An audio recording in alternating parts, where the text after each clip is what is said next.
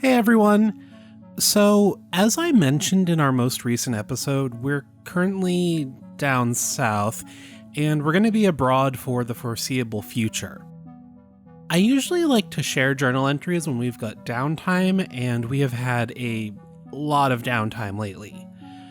But since we left the country in something of a hurry, Mia only had one of Norman's journals with her. I don't want to go through it too fast, so I'm going to ration the cases out. But it has been a while, so let's read another case file from the journals of Norman Carter. October 27th, 1973. Can't believe I have to go back to Illinois. Hasn't even been 6 months since we put down that monster in Enfield. But there's been another monster in the news, so I'm gonna check it out. The sightings happened over the summer, but I just saw it in the paper today. I'm gonna drop Judy off with her aunt tonight and hit the road at dawn. She's putting up a big stink about it, says she's old enough for me to leave her home alone, but I never know how long I'll be away for. She is 13. Maybe she's right. We'll see about it next time. October 30th. Made it to Murfreesboro this morning. Managed to get a hold of 2 witnesses. First one I talked to was Randy Needham. Young kid. He was with his girl Judy in Riverside Park on June 25th. It was midnight, they were in his car. I didn't press him for details on that part. Randy said he heard something that sounded like the shriek of an eagle. They turned down the car radio and heard it again. He turned on his headlights and they saw a monster. They drove off and went right to the police station. He doesn't remember what it looked like, but according to the police report, he claimed it was an 8-foot-tall gorilla with white fur and covered in mud. 2 officers went to the scene right away. They found footprints, heard a roar, and went back to the station. They returned a few hours later with Randy this time. They found more tracks, heard more roars, and even heard splashing sounds in the river. They looked until dawn, but couldn't find anything else. The other witness was Cheryl Ray. About the same age as Randy, actually. What is it with all these teenagers seeing monsters? I guess it makes sense, they are the ones sneaking out all night. Anyway, this was the very next night after Randy saw it. One of Cheryl's neighbors, a 5-year-old girl, was catching lightning bugs. She saw something big and white and ran inside and told her father she saw a ghost. Cheryl at the time was sitting on her back porch with a suitor, another fella named Randy. Different Randy, though. She turned on the porch light and they saw the monster too. She said it was 8 feet tall, had long fur, and smelled awful. It stared at them for a minute but just walked away. Some of the officers that had investigated the night before went to check it out.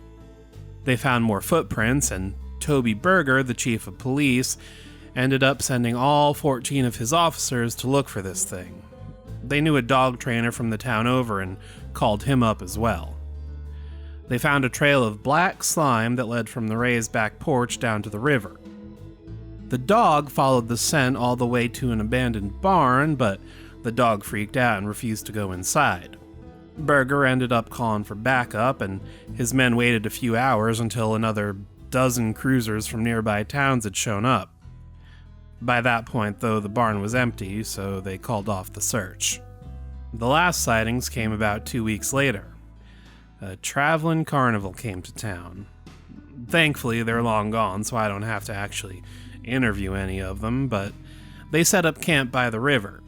The night after they arrived, some of the carnies heard a ruckus coming from the ponies that gave pony rides.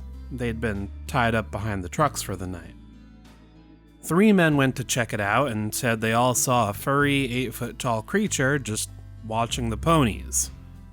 And that was it. The sightings are all pretty consistent, which is nice. A large humanoid creature. Odds are good this is another big ape. October 31st. I didn't even realize. It's Halloween.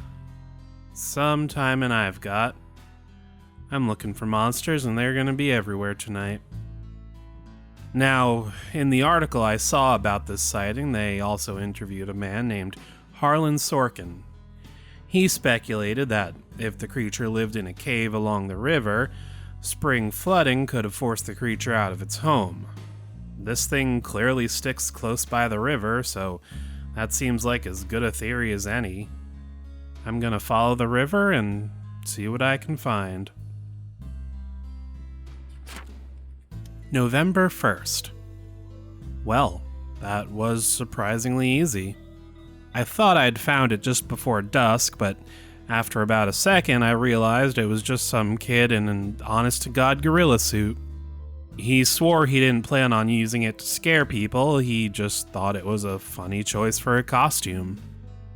I didn't worry too much about it though, the suit was all black, so it's not like he could have been behind the sightings anyway.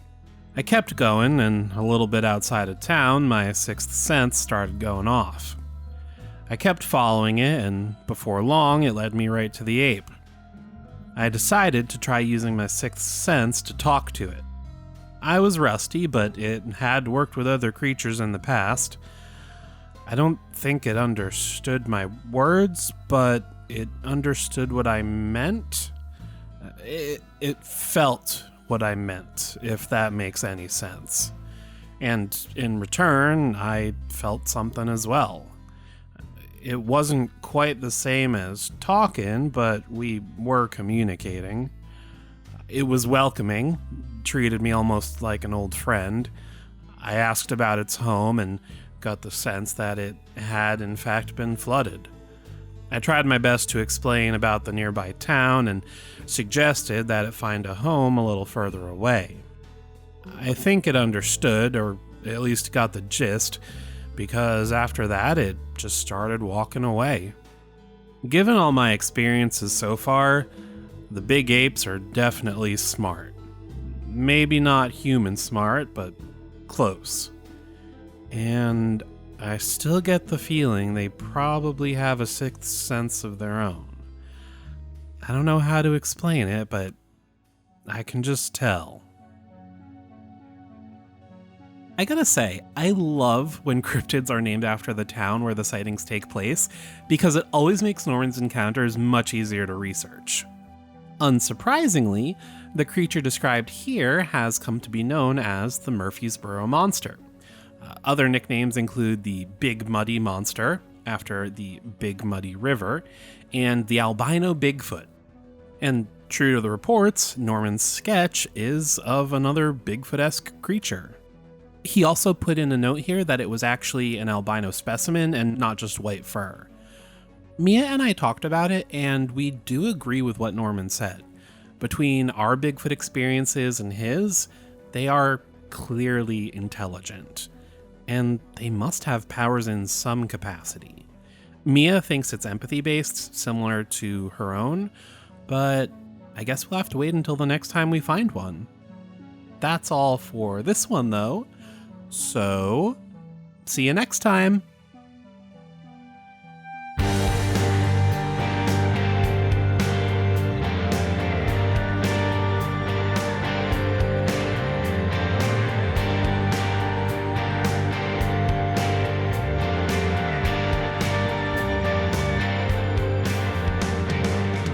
The Cryptid Cases has been a production of Little Giant Monsters. Find out more about us at littlegiantmonsters.com and by searching for Little Giant Monsters on social media. Every Monday after a new episode, we share a cryptid sketch, so be sure to look out for that. If you're enjoying the Cryptid Cases and want to help support us, find us on Patreon. Rewards include behind-the-scenes content, early access to episodes, and access to our Discord. A huge thanks to all our current patrons. Links to our Patreon, our merch, and other shows we're creating are all available on our website or in the description of this episode. Another way to support our work is through ratings and comments on Apple Podcasts and other podcast apps.